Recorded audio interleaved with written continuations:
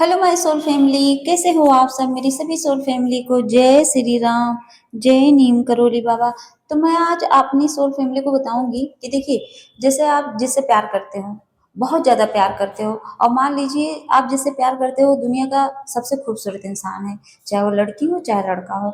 अब आप उस इंसान के लिए इतना ज्यादा परेशान हो कि वो आपको मिल जाए, और उसके लिए अट्रैक्शन भी बहुत हाई एनर्जी में है। फिर क्या होगा? तो आप सोचिए, 1 मिनट के लिए मेरी बात को ध्यान से सुनिएगा और सोचिएगा, उस पर थोड़ा गौर कीजिएगा कि देखिए, मान लीजिए वो पूरी दुनिया का सबसे खूबसूरत इंसान हो, चाहे लड़का हो चाहे लड़की। अगर उसको आप पा जाओ, पा लिया आपने, आप उसके साथ अच्छी सी लाइफ बिता रहे हो। सोचिए, एक दिन उसके शरीर से आत्मा निकल जाए और वो डेड बॉडी बन जाए, उसके बाद क्या? उसके बाद क्या? उसके बाद आप उसकी शक्ल देखोगे ना, तो जिस जिस शक्ल से आपको खूब ज्यादा प्यार था, मोहब्बत थी, और आप उसके बिना रह नहीं पाते थे, मतलब जो दुनिया का सबसे खूबसूरत इंसान है ना, वो पता है कैसा लगेगा? बदसूरत लगने लगेगा, एकदम बदसूरत। उसका कोई अस्तित्व नहीं है। आप रोओगे उसके लिए, क्योंकि उससे प्यार किए हो ना, कि क्यों चला गया ये दुनिया छोड़ के। लेकिन मेरी बात मान लीजिए, आप ना फिर उसके बाद से उसकी उसी शक्ल को याद करके रोओगे आप, जिस शक्ल के पीछे आप दीवाने थे। उसी शक्ल को, पहले वाली, वो डेड बॉडी वाली शक्ल को नहीं, जो एकदम मतलब इतना डरावना लगता है ना वो चेहरा। आपने अगर किसी अपने को करीब से देखा होगा, किसी जब कोई दुनिया छोड़ के जाता है और कोई अपना हो, कोई करीबी हो, और उसकी डेड बॉडी को देखना आप, मरने के बाद कितनी मतलब डरावनी हो जाती है उसकी शक्ल। मैं इसलिए बात बोल रही हूँ क्योंकि उसके पीछे का रीजन क्या होता है।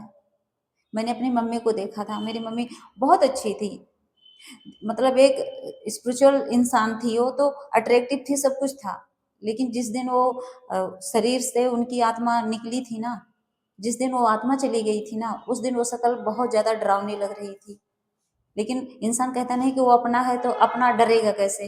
किसी के पास नहीं जाएगा, अपना है ना, अपना तो डेड बॉडी के पास पूरी रात रहता है ना। कहते नहीं कि अपने लगे रहते हैं चारों तरफ, उसके बाद बाद में उनका अंतिम संस्कार होता है। तो वो अपने हैं, इसीलिए लगे हैं, क्योंकि उनसे मोह है। तभी लोग उनके उस डेड बॉडी के पास पड़े रहते हैं। कोई दूसरा इंसान उसके पास ज्यादा देर तक नहीं बैठ सकता। तो असली जो कहानी होती है इसके पीछे की, उस सुंदरता की ना, असली कहानी होती है भगवान की, आत्मा की। क्योंकि वो सोल जो होती है वो अट्रैक्टिव दिखाती है। जो अंदर सोल है उसकी वजह से चेहरे पे ग्लो रहता है। चेहरा सुंदर तब लगता है जब एक शरीर के अंदर वो आत्मा रहती है, और जितनी हाई एनर्जी की आत्मा होगी उतना अट्रैक्टिव चेहरा होता है। आप किसी को भी देख लेना, कोई संत हो, वो बिना मेकअप के भी होगा तो उसका चेहरा खिला हुआ लगेगा आपको। आपको लगेगा कि इस इंसान के अंदर ऐसा क्या है जो अपनी तरफ खींच रहा है। तो मेरा कहने का मतलब यही है कि जो इंसान बॉडी के पीछे भागता है, उस बॉडी के पीछे भागना बंद कर दीजिए आप लोग। क्योंकि कोई इंसान जो बॉडी के पीछे भागता है ना, वो सबसे बड़ा बेवकूफ है। असली इंसान वो है, असली समझदार इंसान पता है कौन है? जो आत्मा के पीछे भागता है, जो उस एनर्जी को समझता है, जो भगवान के राम नाम को समझता है, असली इंसान वो है। तो अभी आपको, आप किसी से भी प्यार करो, मैं दूसरा उदाहरण देके बताती हूँ। जैसे आप मान लीजिए किसी से प्यार कर रहे हो, और एक रूम में आपको बंद कर दिया जाए और उसकी आत्मा को निकाल दिया जाए। निकालेगा कौन? भगवान निकालेंगे, हम थोड़ी ना निकालेंगे। लेकिन अगर उसके साथ आप अगर एक डेड बॉडी के साथ, इतना ही आप मान लीजिए, एक डेड बॉडी के साथ आपको एक रूम में बंद कर दिया जाए और उससे आप खूब ज्यादा प्यार करते हो, तो पता है क्या होगा? आप कितना भी उससे प्यार करते रहो, लेकिन जब वो डेड बॉडी बन जाती है ना, तो आप उसके साथ 1 मिनट नहीं रह सकते। अंदर आप रह ही नहीं पाओगे, आपको डरावने डरावने सपने आने लगेंगे। आपको लगेगा कि कोई आत्मा मुझे परेशान कर रही है। क्यों?